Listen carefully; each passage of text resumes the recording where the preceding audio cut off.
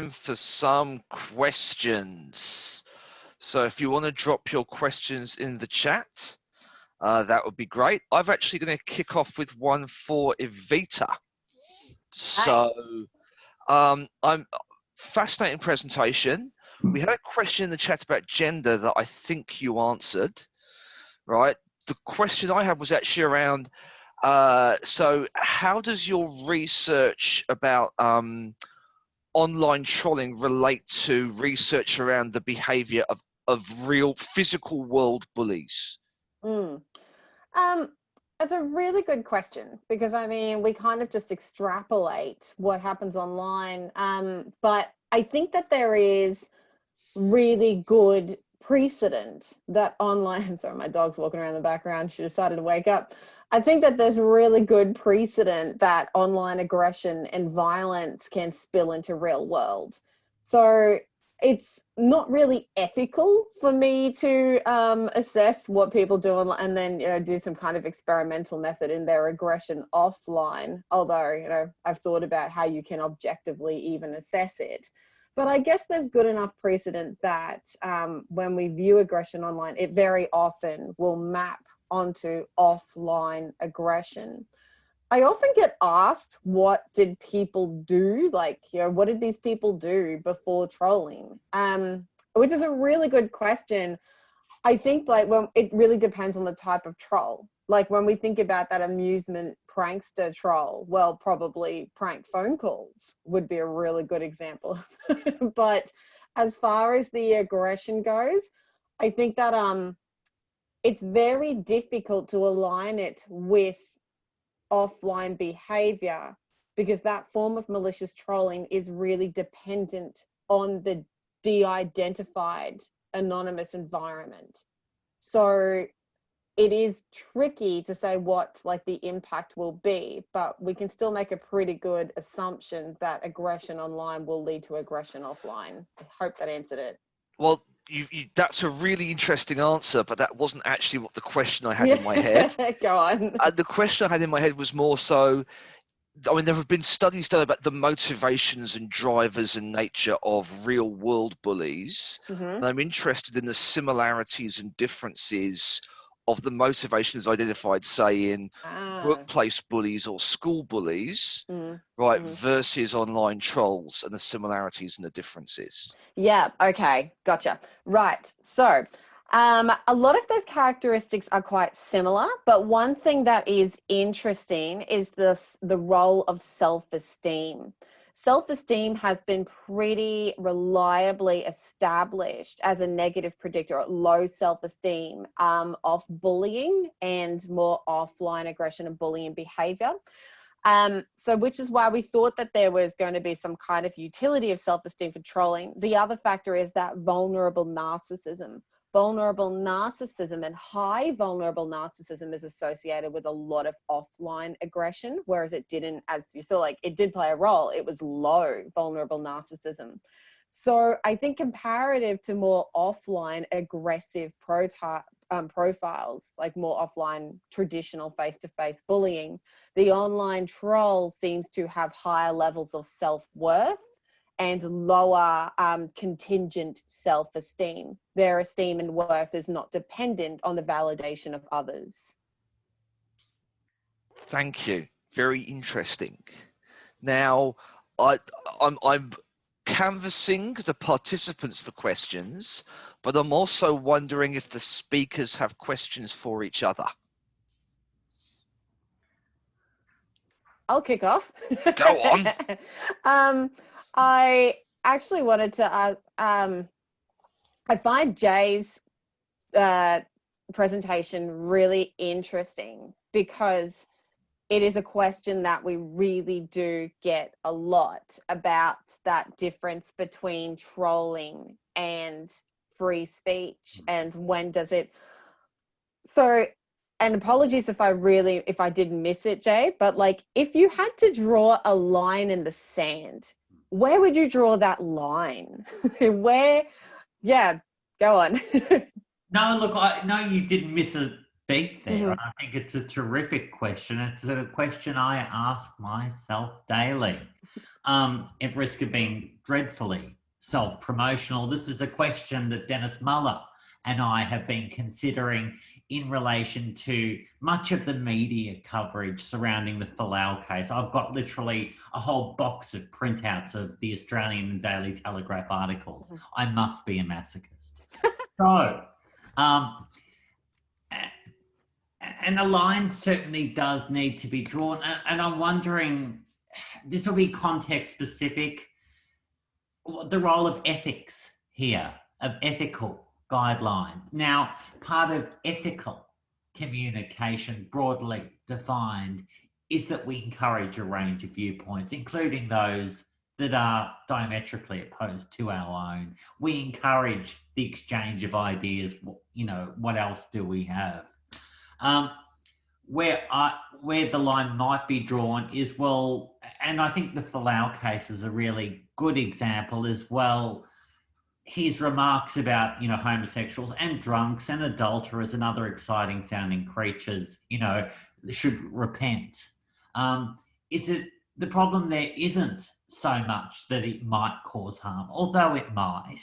As I see where the problem is there, where the line needs to be drawn, is it's regarding several groups of citizens as being second-class citizens, as not being equal, as not being fully human.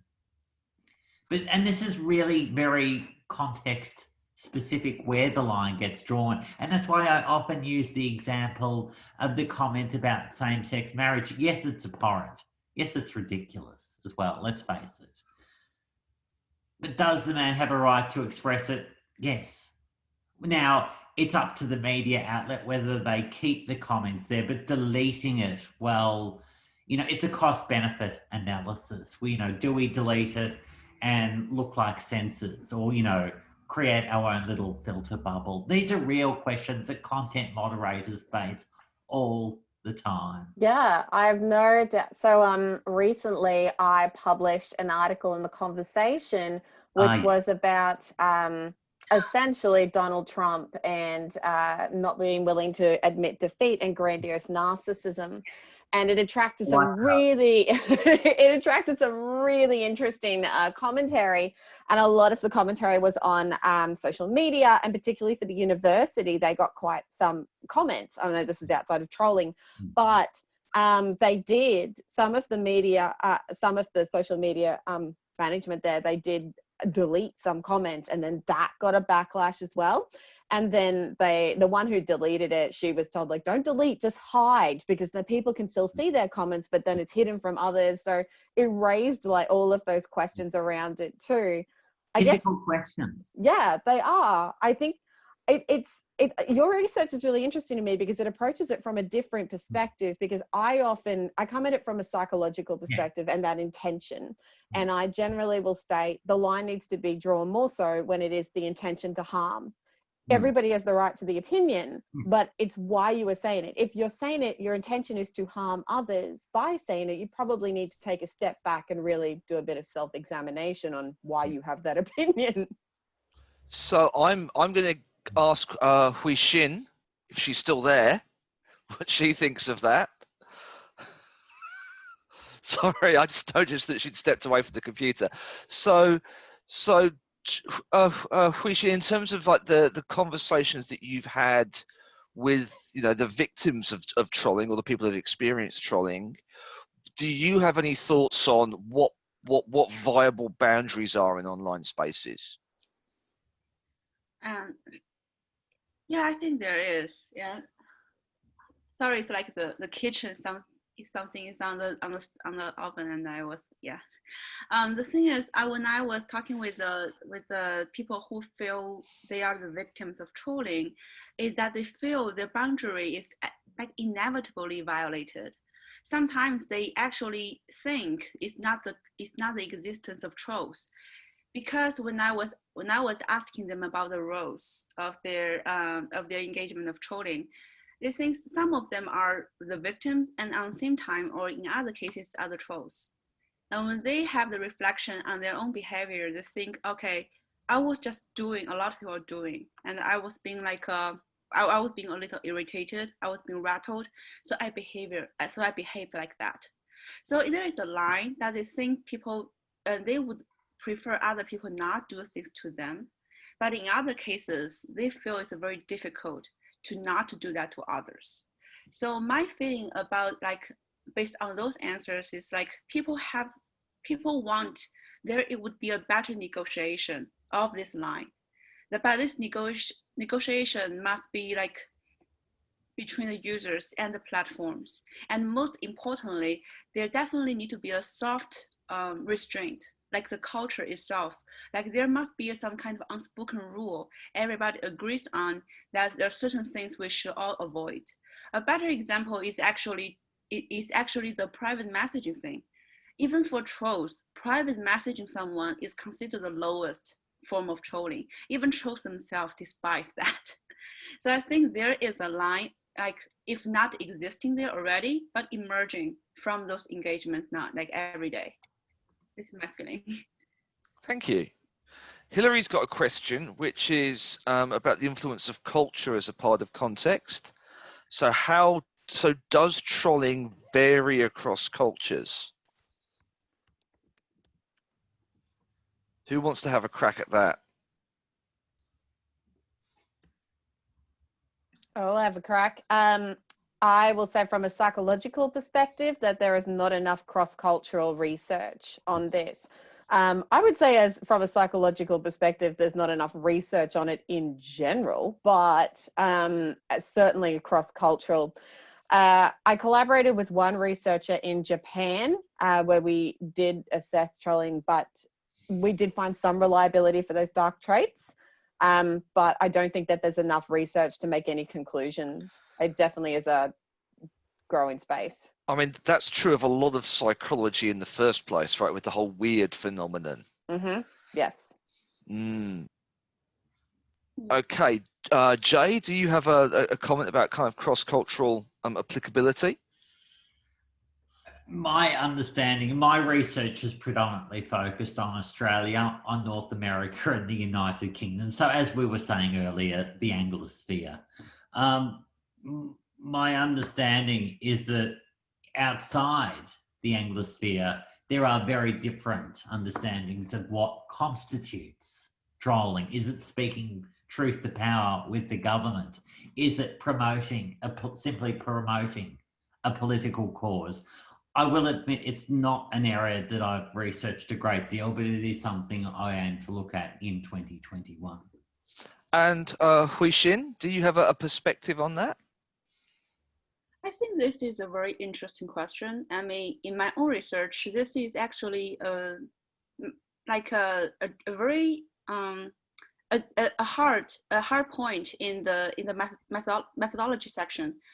The thing is, like it spent me like a lot of time to thinking about a better way to convey the idea of trolling to my interviewees, because the interviews were conducted in Chinese, and trolling, like you cannot possibly find a direct translation that is agreed by every Chinese speaker about what trolling should be translated into. The thing is, like there are a few like the famous internet incidents, like events happened in the past, and those events became the bridge to connect the English idea of trolling and that what that kind of behavior represented in the Chinese speaking like environment. So the way I build this common ground with my interviewees is to quote in those events, talking about, okay, this is understood as trolling. What do you think? So this is actually involved a lot of negotiation between me and my interviewees, like their understanding and my understanding, and eventually this thing is like published all in English. And actually, to be honest, there are some subtleties in Chinese is like missing in the paper. So I think this is not like, cannot seek like trolling exist naturally in the cross-cultural spectrum. It may exist in English, but I don't think there is a exactly perfect counterpart of trolling in other languages, especially like in this case in Chinese. So I have to figure out a lot of ways to reference, like bouncing back and forth between Chinese and the English concept of trolling. Thank you. Now, Jay, I think you've got a question for Huixin. Yes, great presentation, and I'm really interested. Why is the direct message, the DM, considered the lowest of the low form of trolling, even by the trolls themselves? What are some of the reasons behind this?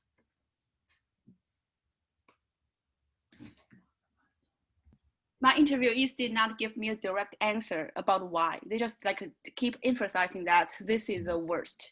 Yeah. My understanding based on their whole story is because messaging someone with dirty language or with like a blunt hostility is similar to a lot of like offline face-to-face interaction. You do not curse someone to his or her face, right? This is basically a very mature, negotiated social norm. But in the internet, like everything, the entire environment is changing every day. So it is harder to negotiate new social norms. But there are something, it was like transplanted from the offline world that is kind of recognized in the online world, which is you do not like curse someone to her face. I think that is why, yeah, this messaging thing very like a resemble the thing in offline life.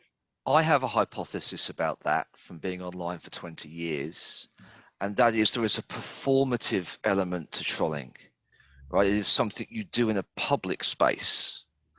And that is, you know, if you're doing it in private, then that's almost like missing 80% of the fun.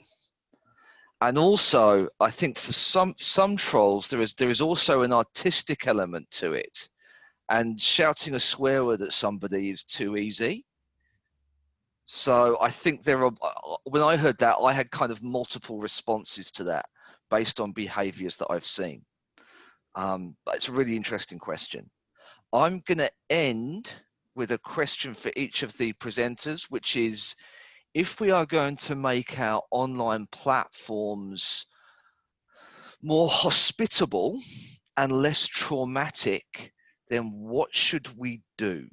So I'm going to start with Huixin, because she's in my face right now.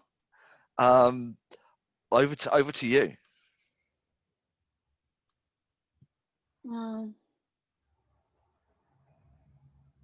Yeah, this is a tricky question. I feel like, unfortunately, I don't really have an answer for. Like the more, like in my first 2 years, I dug in the rabbit hole of trolling and like more generally speaking, the emotion, the affective environment on internet. I feel like more, like less optimistic about like how to negotiate a norm and build a more, a better environment for communication online. The only thing I can only speak from the environment I'm familiar with. In the Chinese social media, the thing that really disturb the like how say the user generated contents and the user bottom up communication is actually the overly strong will to regulate. Like a lot of people like consider it like a censorship. But censorship has the underlying tone. It's like has a political agenda. It does, but sometimes it has a cultural like a cultural tone in that. It's like we have some kind of norm of like hospitality. We need to create a friendly norm. You know, there are some social media platforms. They even have an index for each social media user. It's called friendly point. It's like this is like your credit points, like you're using credit card. For the social media account, you have a friendly point. And that is the thing that is really like a kind of like screw up the entire communication process, because it's basically negated and denied like different like various forms of communication.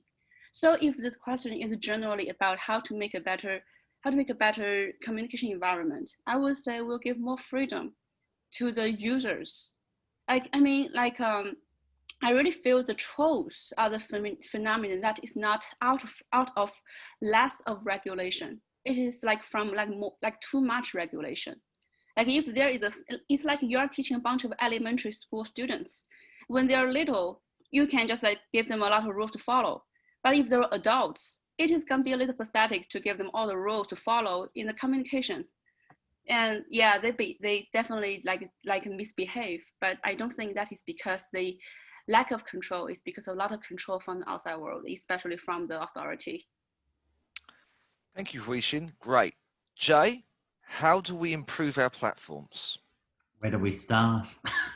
I think it's useful to, I found it very useful to understand online platforms as being communities. And so the question that arises for content moderators, for media outlets, for everyday users, the punters, us, is what kind of community do we want to live in?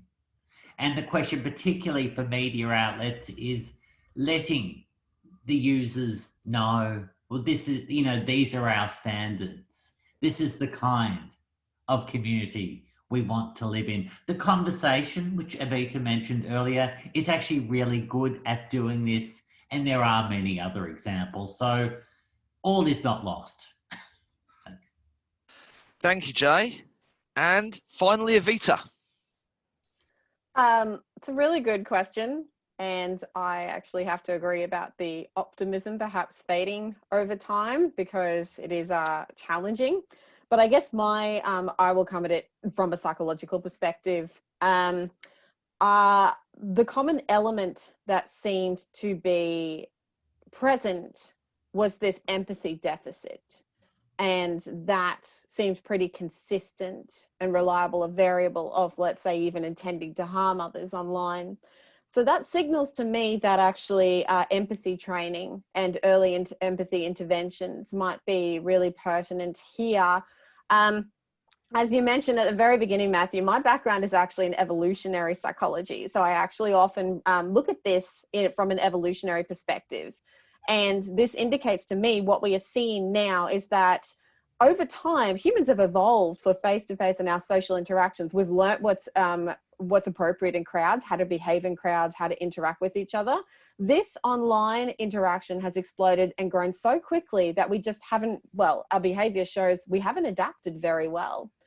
So that in mind, I think that perhaps more earlier interventions for empathy online, but I think what's also really needed, and that's coming across in the literature, is a good theoretical model to explain trolling. It's a really theoretical area. And if we want to start actually addressing it and managing it, we need a theoretical model to explain it.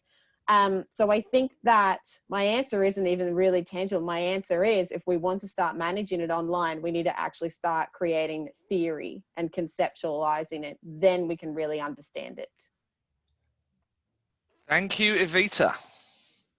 And thank you to our speakers. Thank you to our audience. Thank you for making the time to be here.